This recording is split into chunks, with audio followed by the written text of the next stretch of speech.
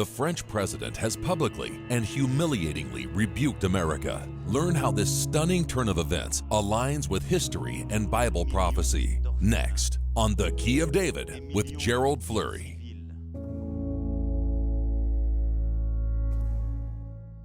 Greetings, everyone.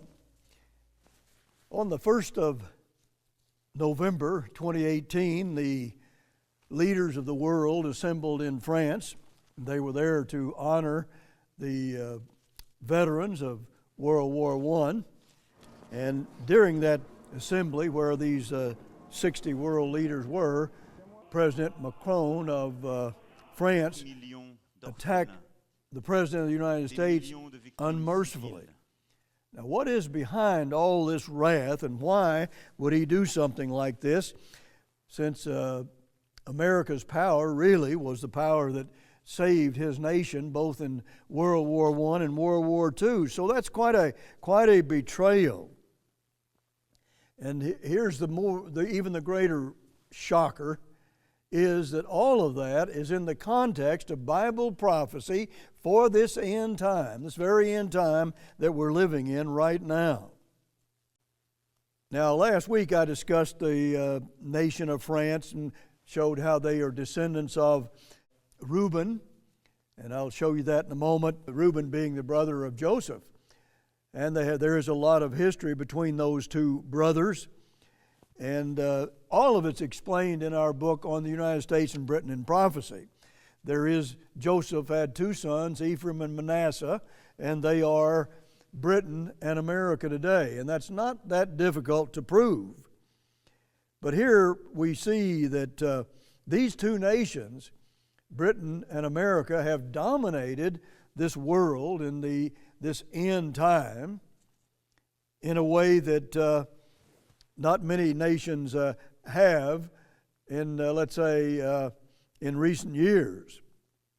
They have been very powerful because they are the birthright nations, that is, America and Britain.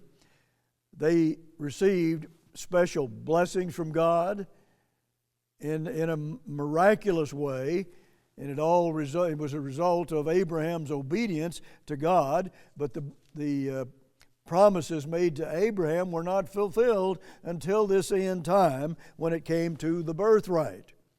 So there's a lot of history there that we need to understand. But if you look at this betrayal of France and what is happening today, their betraying of the U.S. and of Britain, and we'll see Judah as well in many ways if you study into this. So the interesting thing about it is, if you go back in the early books of the Bible, you'll see that Reuben betrayed his brother Joseph then. And we have been prophesying for over 50 years, saying that the same thing would happen in this end time in a similar way anyhow. And we've been saying it for a long time, so that makes the history of Reuben very interesting in this end time. I want to read to you just a little from an article here about that event and how President Trump was, criticized in a very humiliating way. This is taken from the Washington Post from November 12, 2018. In the shadow of a grand war memorial here, French President Emmanuel Macron marked the 100th anniversary of the end of World War I by delivering a forceful rebuke. And it was aimed primarily at President Trump. And this is before 60 world leaders. And notice the article continues, his words represented a pointed rebuke to President Donald Trump, as well as Russian President Vladimir Putin and others among the more than 60 world leaders in attendance. What is the cause of all this wrath? What is behind this? It's really much deeper. Well, it's really just unknown to this world why that's really happening, the real power behind all this. here's the conclusion that I want to give you. By putting our own interests first with no regard to others, we erase the very thing that a nation holds dearest and the thing that keeps it alive, its moral values, Macron said. Now, he's talking about President Trump putting America first, but then all nations really do that, and unless they're really foolish. They have to look out for themselves first or they can't help anybody else. But he says we do it with no regard to others. And nobody has been more serving toward others than the United States of America. I don't think there's ever been a nation in the world that served this world like America has. So why would he say that? Well, there's another article here from Fox News, November 10, where it talks about, in so doing, Macron ignores the hundreds of thousands of American lives sacrificed on French and European soil to save the free world during World War I and during World War II. Hundreds of thousands of lives were given. I mentioned that last week, but I want to build on what I talked about last week and tell you more about France and prophecy.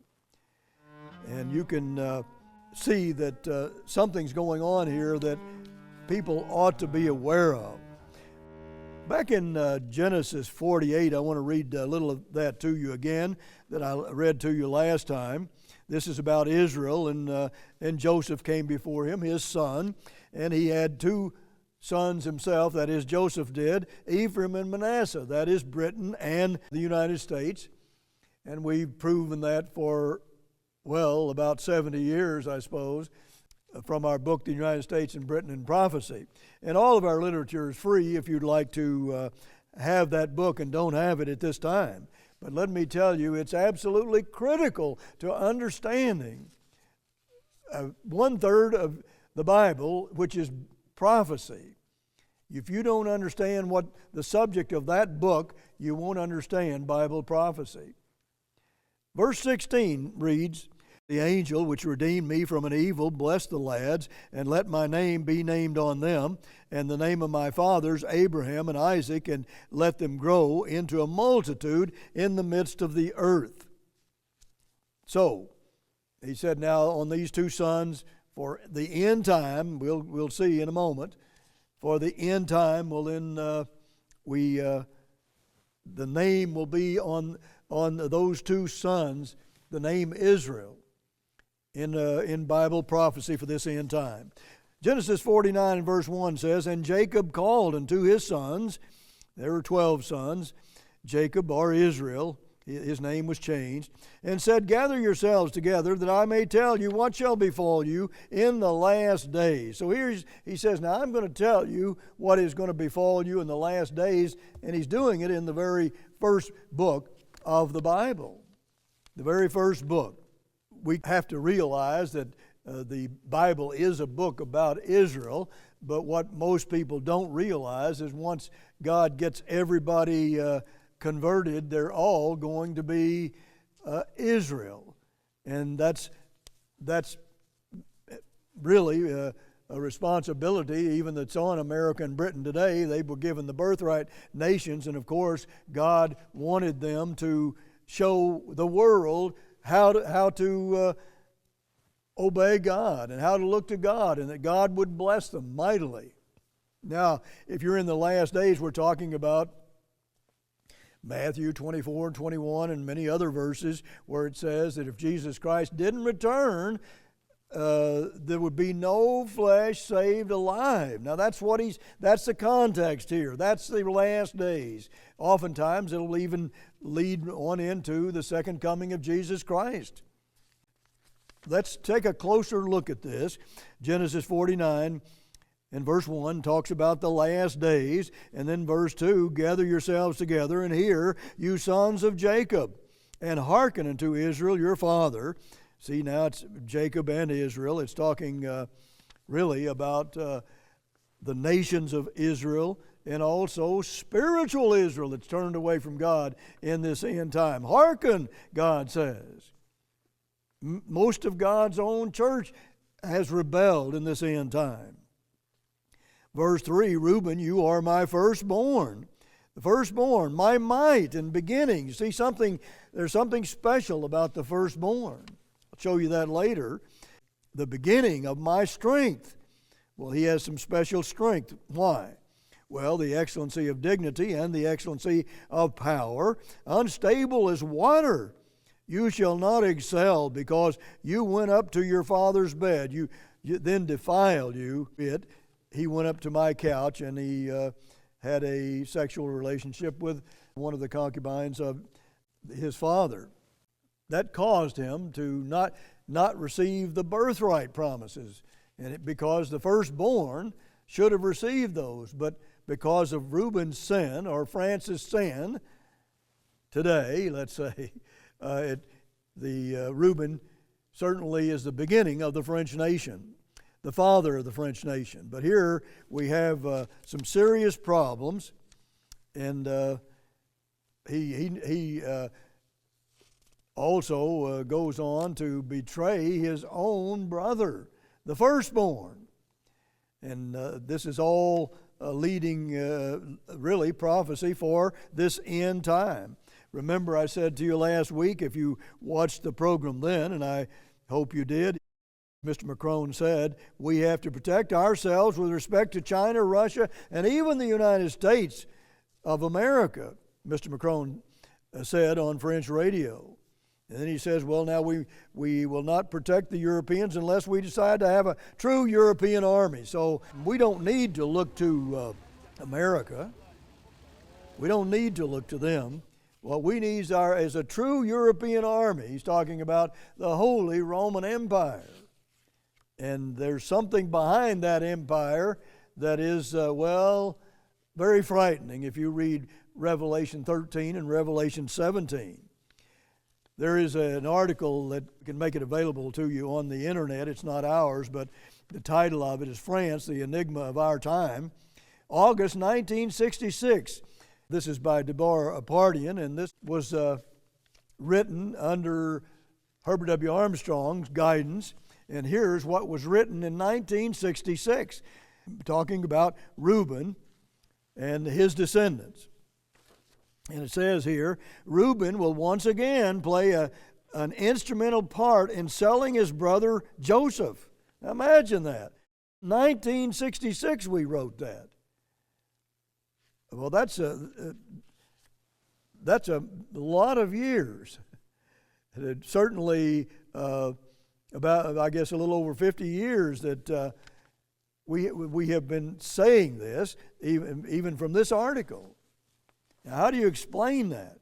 How could we know what France was going to do? Let me read to you Genesis 37, verses 18 through 20. And when they, the brothers, saw him, Joseph, afar off, even before he came near unto them, they conspired against him to slay him. And they said to one another, behold, the dreamer comes. Come now, therefore, and let us slay him and cast him into some pit, and we will say some evil beast has devoured him, and we shall see what will become of his dreams. Genesis 37, verses 18 through 20. Now, all of his brothers conspired against him because he was really the favorite of Israel, his father, and they hated him because of that and for other reasons. Joseph was being blessed in some ways by God.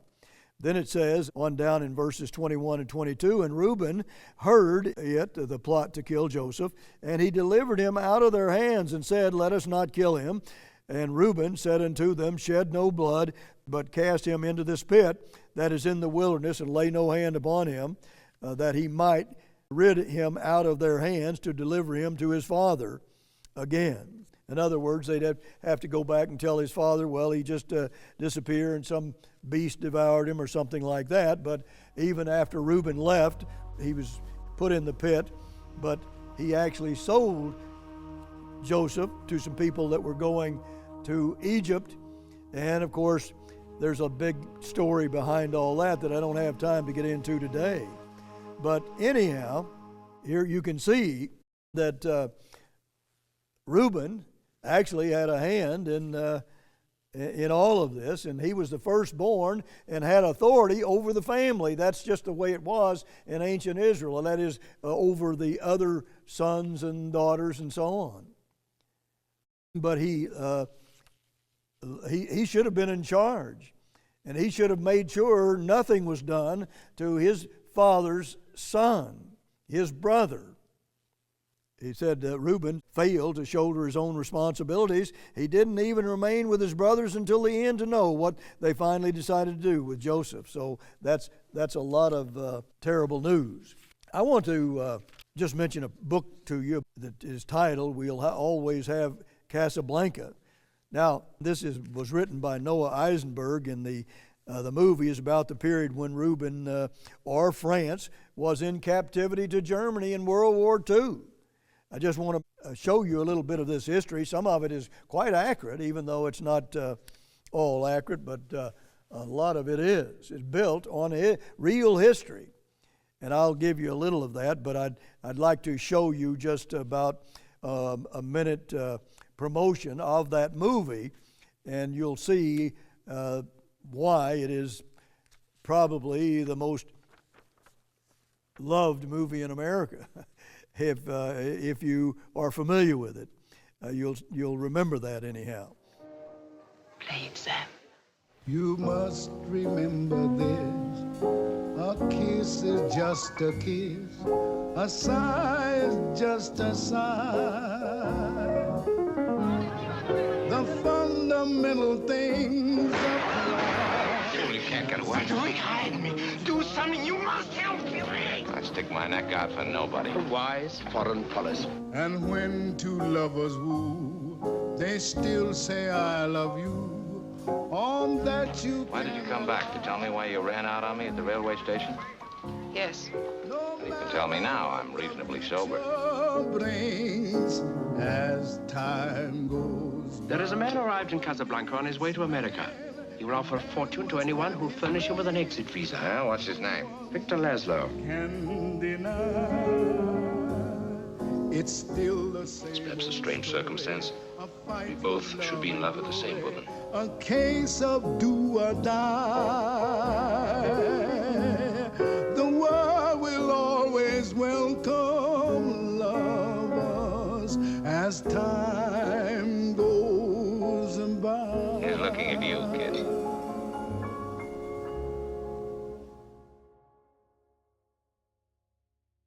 But in this book, he says Casablanca premiered in 1942, and just 2 weeks after that, the city of Casablanca was taken over by General Patton's troops and given back to the people of Morocco, which was a French territory.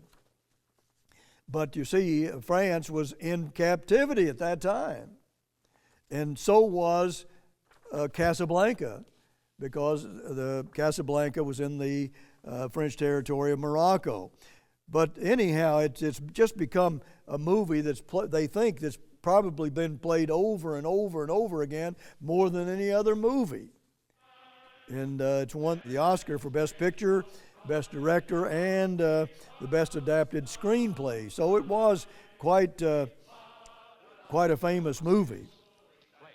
But there was a lady in this movie that sang the French national anthem, and there were tears streaming down her face, and as she sang that, and others sang with her, and they were competing with the Germans, and Germans were singing one of their patriotic songs, and of course the French decided after the Germans were singing their song that then they would also sing their national anthem, and this lady had tears running down her cheek because of all the terrible things that were happening, and the Nazis were right there before them, humiliating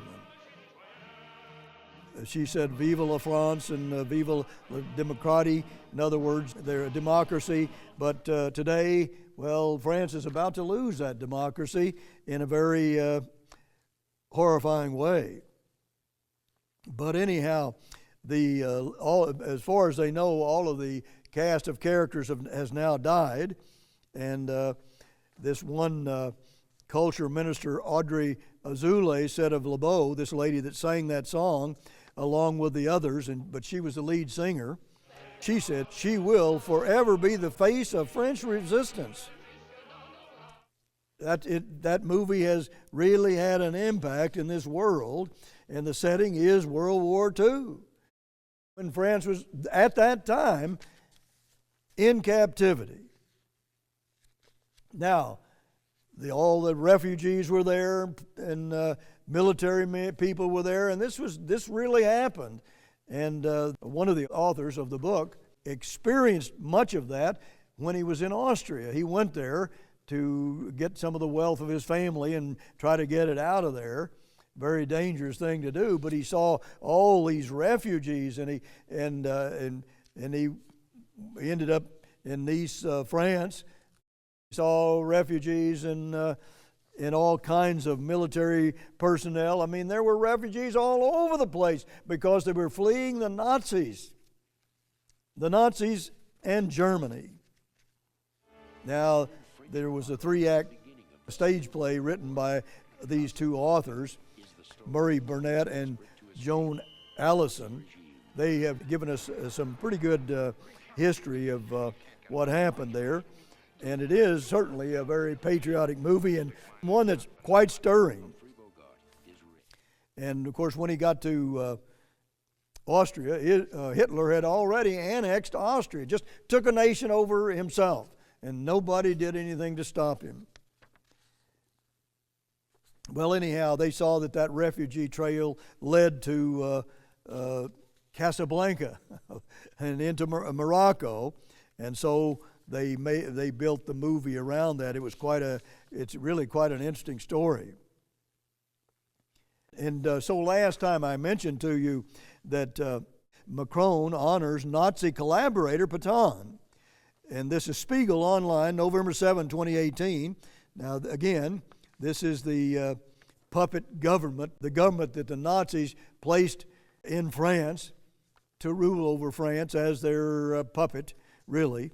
So Philippe Pétain was responsible for the deportation of Jews after 1945. He was sentenced to death. Nevertheless, France's leader, Macron, has now honored the soldier as a hero of the First World War. Well, this was the leader in power in France when all this was going on in the movie Casablanca.